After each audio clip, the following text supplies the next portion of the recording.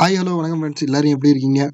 Yesterday வந்து video upload பண்ண முடியல, ஒரு சின்ன ஒர்க் இருந்துச்சு. சரி வாங்க இன்னைக்கு மேட்ச் ப்ரெடிக்ஷன் பார்க்கலாம். ஐபிஎல் வந்து 53வது மேட்சுங்க. பஞ்சாப் கிங்ஸுக்கும் சென்னை சூப்பர் கிங்ஸுக்கும் இடையே நடைபெறும் போட்டி மதியம் 3:30ங்க.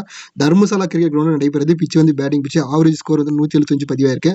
இந்த தர்மசாலா கிரிக்கெட் கிரவுண்டை பற்றி சொல்லணும்னா சிம்பிளாங்க, ரொம்ப ரொம்ப அழகா இருக்கும். அதே போல இந்த கிரவுண்டில் நிறைய இமாலய சிக்ஸஸ்லாம் பார்க்கலாம். மேட்சை வந்து மிஸ் பண்ணாமல் பாருங்க, ரொம்ப ஜாலியாக இருக்கும். அதே போல இந்த கிரவுண்டை பற்றி சொல்லணும்னா பிச்சு வந்து பேட்டிங் போட்டிருக்காங்க. பட் இந்த கிரவுண்டை பற்றி சொல்லணும்னா பேட்டிங்க்கு வந்து ஃபுல் அண்ட் ஃபுல் ஃபேவராக போகாது. விக்கெட்ஸும் வந்து இந்த கிரவுண்டில் விடும். ஸோ நம்ம முக்கியமாக இந்த மேட்சை பொறுத்த வரைக்கும் ட்ரீம் டீம் நம்ம எப்படி செட் பண்ணுற மாதிரி இருக்கும்னா, இந்த பேட்டர்ஸும் பவுலர்ஸும் மட்டும் கரெக்டாக வச்சிங்கன்னா மோஸ்ட்லி கிராண்ட் லீக் வந்து வின் பண்ணுறதுக்கான வாய்ப்புகள் வந்து அதிகமாக இருக்கும். பர்சன்டேஜ் அதிகமாக இருக்கக்கூடிய பிளேயர்ஸ் வாங்க பார்க்கலாம்.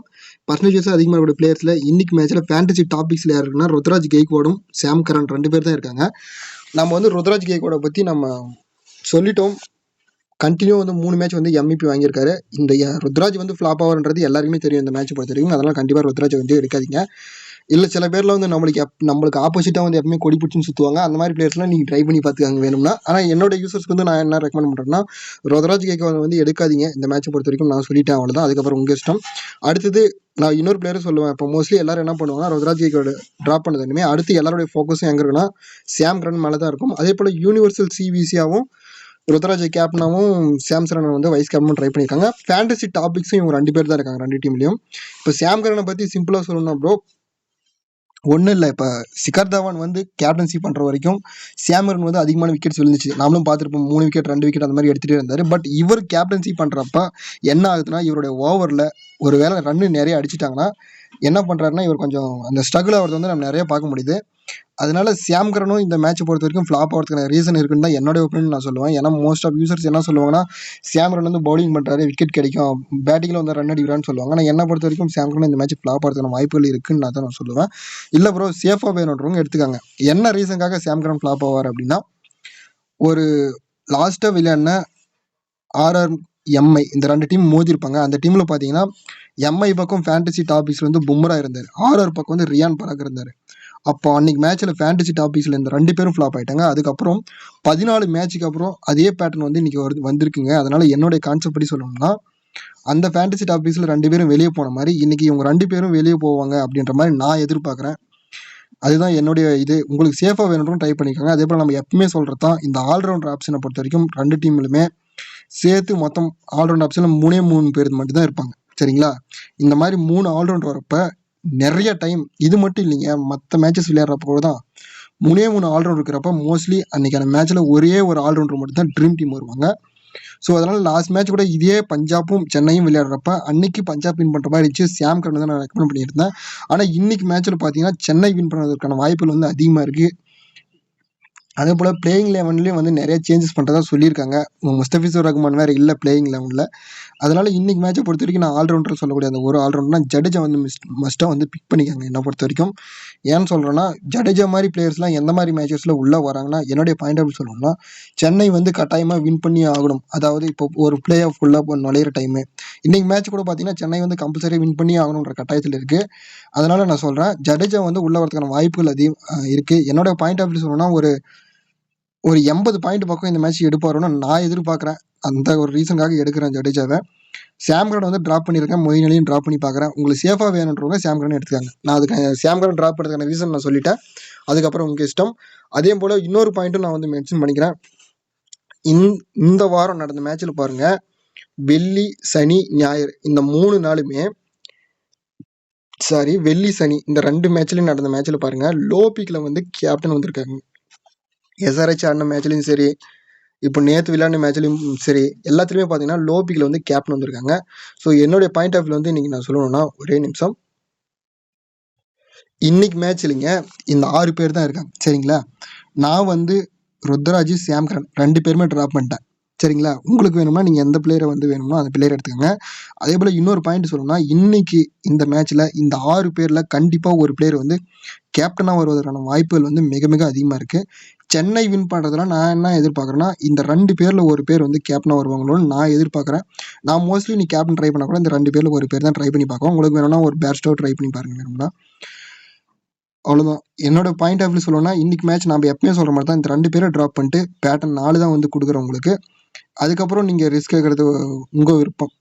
நான் எப்பவுமே 4 தான் ரெக்கமெண்ட் பண்ணுவேன். ஒருவேளை உங்களுக்கு மிடில் ஆர்டர் வரக்கூடிய சசாங் சிங் பிடிக்கலாம், இவரோட ட்ராப் பண்ணி பாருங்க. ஆனால் விக்கெட் கீப்பிங் ஆப்ஷனை பொறுத்த வரைக்கும் பேட்ஸ்டோ வந்து எப்படி சிம்பிளாக சொல்லணும்னா பஞ்சாப் பக்கம் இருக்கக்கூடிய அந்த ஓப்பனர்ஸ் இப்போ 2 ஓப்பனர்ஸ் அப்புறம் 1 டவுன் பிளேயர்ஸ் நம்ம கால்குலேட் பண்ணுறப்ப ரிட்லி ரோசோ சிம்ரன் சிங்கை கம்பேர் பண்ணுறப்போ பேட்ஸ்டோ தான் வந்து நல்ல டச்சில் இருக்காரு. அதே போல் ஓவராக மிஸ் அவுட் ஆடுறது இல்லைங்க, கொஞ்சம் நின்று விளையாடணும் அப்படின்ற ஒரு பொறுப்போடு இருக்காரு.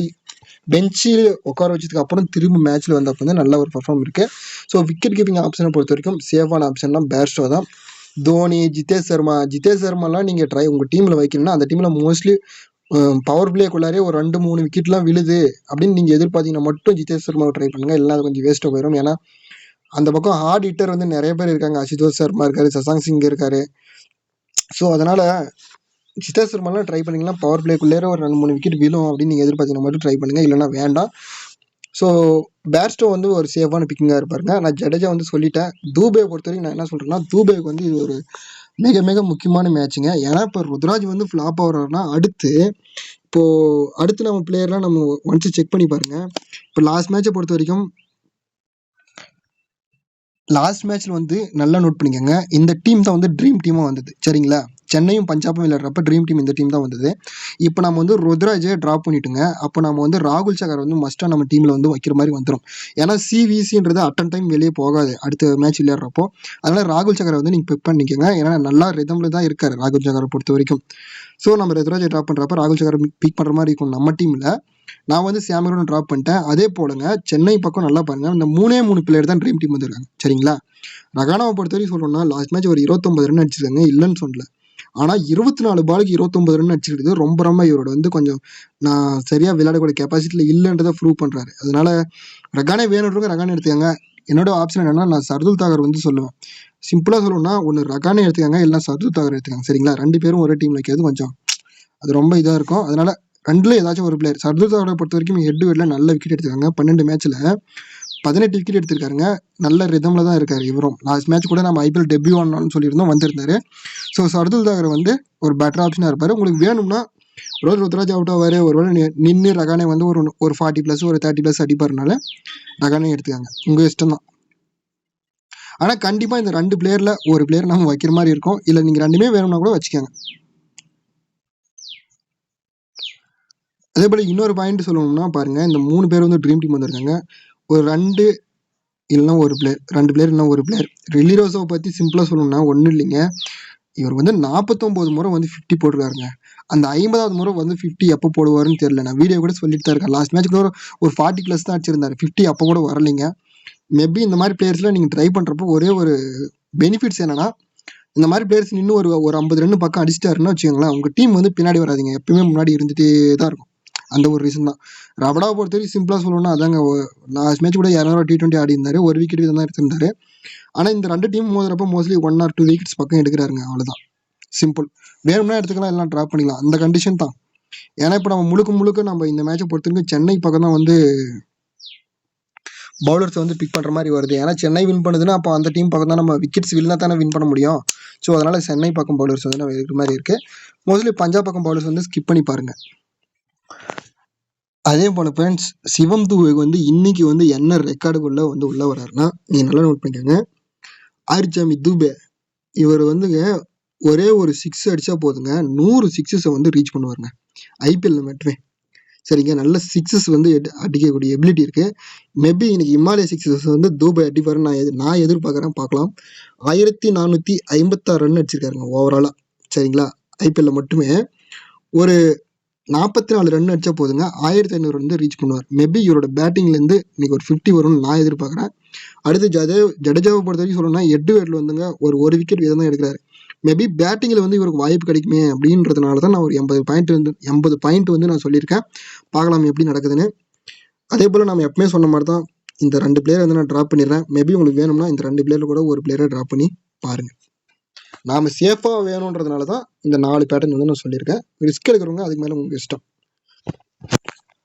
அடுத்து நம்ம சொல்லக்கூடிய ஆப்ஷன் என்னன்னா, லாஸ்ட் மேட்சை பொறுத்த வரைக்கும் ரகானேவும் ருத்ராஜும் ஓரளவுக்கு நின்று விளையாடுறதுனால டேரி மிச்சலோட டவுன் வந்து பின்னாடி போயிட்டே இருந்துச்சுங்க. ஆனால் இந்த மேட்ச் வந்து அதே போல் டேரி மிச்சலோட டவுன் வந்து ரொம்ப லோவாக போகணும்னு கேட்டிங்கன்னா அதுக்கான வாய்ப்புகள் வந்து குறைவு தான். ஏன்னா ருத்ராஜ் வந்து ஃப்ளாப் ஓவர் மாதிரி சொல்லியிருக்கும். ஸோ டேரி மிச்சலுக்கு வந்து பேட்டிங் ஆப்ஷன் கண்டிப்பாக கிடைக்கிறதுக்கான வாய்ப்புகள் அதிகமாக இருக்குது. ஓவராலாக வந்துங்க 4450 ரன் அடிச்சிருக்காங்க ஓவரால் T20ஸில் மட்டுமே. T20 கால்குலேட் பண்ணுறப்ப ஜஸ்ட் ஒரு 50 ரன் அடிச்சா போதுங்க, 5000 ரன் வந்து ரீச் பண்ணுவார். 50 அடி கூட கெப்பாசிட்டியான பிளேயர் தான். பட் ஒரே ஒரு வீக்னஸ் என்னன்னா, இவர் மோஸ்ட்லி ஸ்ட்ரைக்கில் நிற்கிறதுக்கு வந்து கொஞ்சம் தடுமாறுறாருங்க. என்ன ரீசன்னா, நீங்கள் இந்த ஐபிஎல் விளையாடுறப்பலாம் நீங்கள் இவர் விளையாடுறத பார்த்தீங்கன்னா தெரியும்.